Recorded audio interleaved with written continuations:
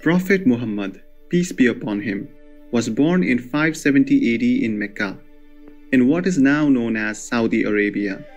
At about the age of 40, he retired to a cave in the mountains and engaged in deep meditation.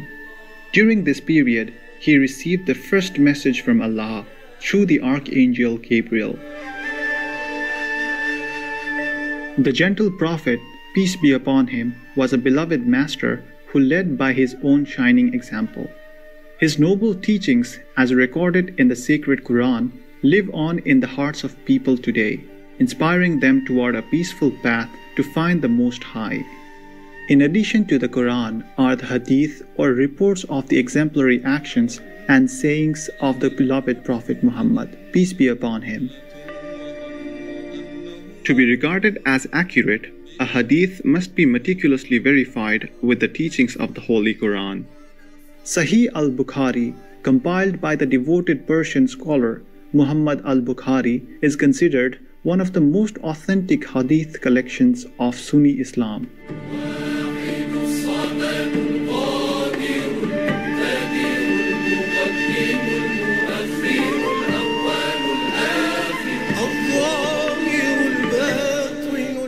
We now invite you to listen to excerpts of the sacred book Sahih al Bukhari.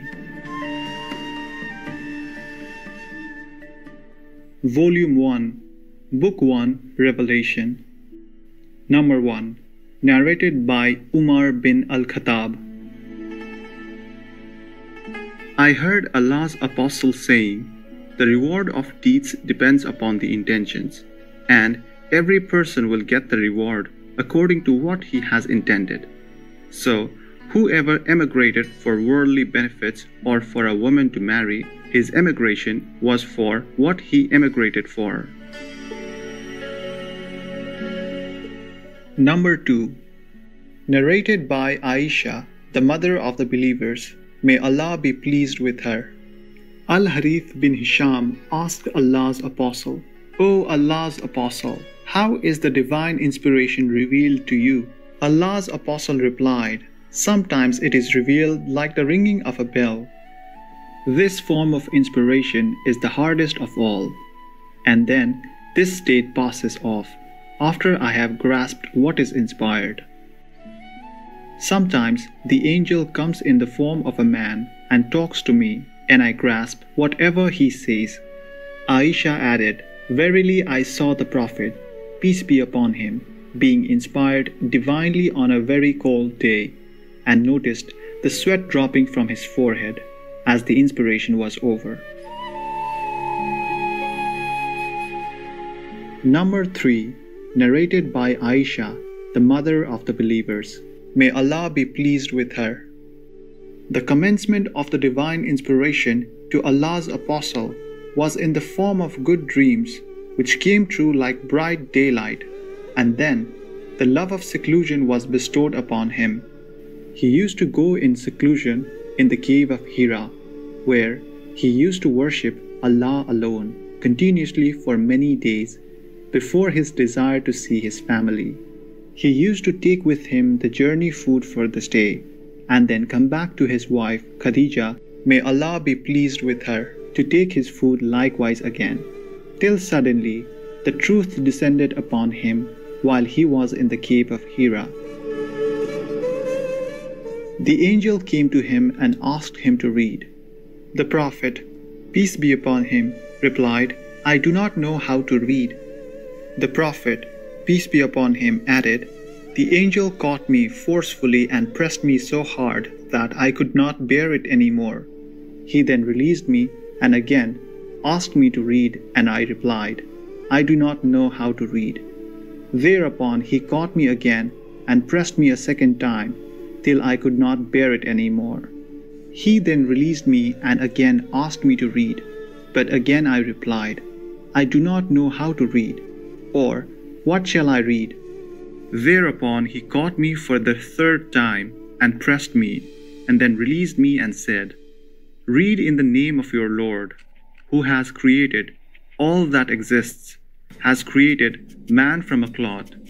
Read, and your Lord is the most generous.' Then Allah's Apostle returned, with the inspiration and with his heart beating severely.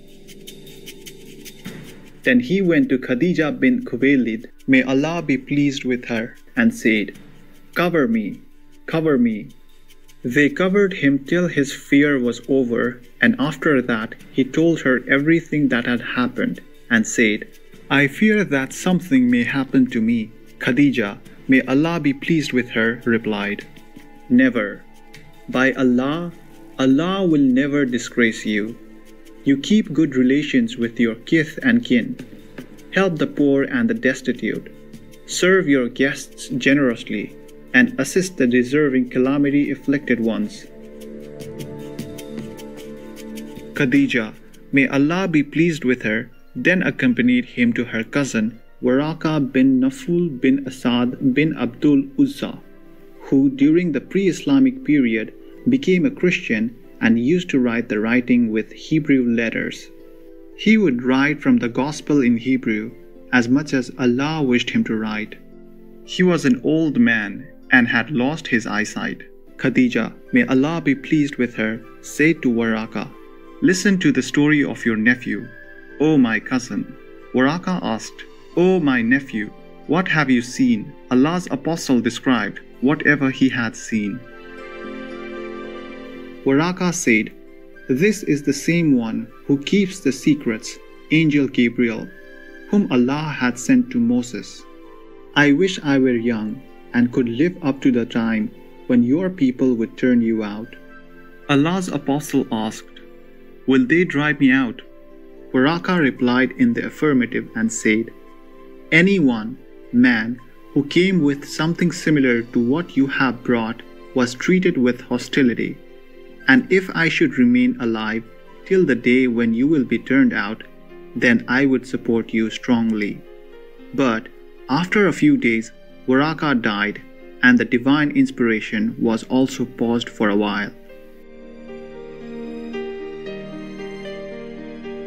Narrated by Jabir bin Abdullah al-Ansari. While talking about the period of pause in revelation reporting, the Prophet, peace be upon him, spoke, "While I was walking, all of a sudden I heard a voice from the sky. I looked up and saw the same angel who had visited me at the cave of Hira, sitting on a chair between the sky and the earth. I got afraid of him and came back home and said, 'Wrap me in blankets.' And then Allah revealed the following holy verses of Quran. O you, i.e. Muhammad, peace be upon him, wrapped up in garments, arise and warn the people against Allah's punishment, up to and desert the idols." After this, the revelation started coming strongly, frequently, and regularly.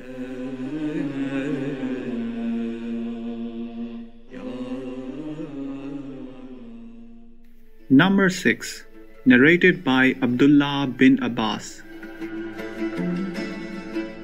Abu Sufyan bin Harb informed me that Heraclius had sent a messenger to him while he had been accompanying a caravan from Quraysh.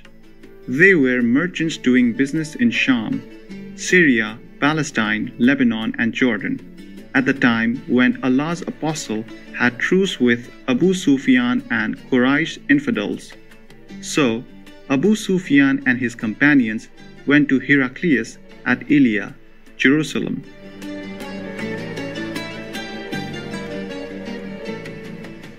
Heraclius called them in the court, and he had all the senior Roman dignitaries around him.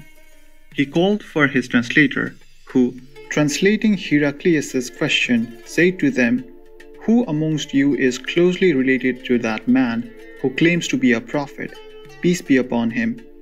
Abu Sufyan replied, "I am the nearest relative to him amongst the group." Heraclius said, "Bring him, Abu Sufyan, close to me and make his companions stand behind him." Abu Sufyan added, "Heraclius told his translator to tell my companions that he wanted to put some questions to me regarding that man, the Prophet, peace be upon him, and that if I told a lie, they, my companions, should contradict me."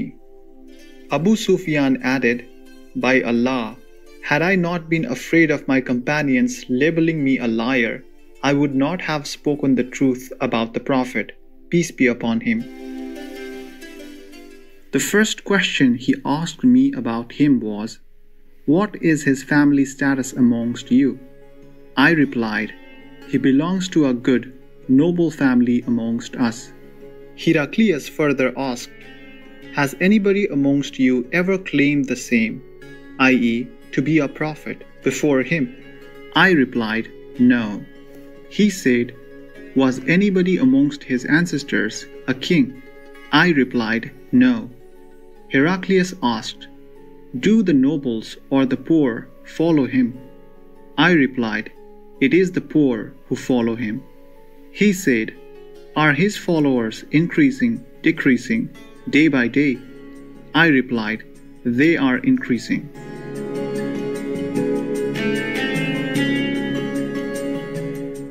He then asked, "Does anybody amongst those who embrace his religion become displeased and renounce the religion afterwards?" I replied, "No." Heraclius said, "Have you ever accused him of telling lies before his claim to be a prophet?" I replied, "No." Heraclius said, "Does he break his promises?" I replied, "No. We are at truce with him, but we do not know what he will do in it." I could not find opportunity to say anything against him except that. Heraclius said, "What does he order you to do?" I said, "He tells us to worship Allah and Allah alone, and not to worship anything along with him, and to renounce all that our ancestors had said. He orders us to pray, to speak the truth, to be chaste, and to keep good relations with our kith and kin."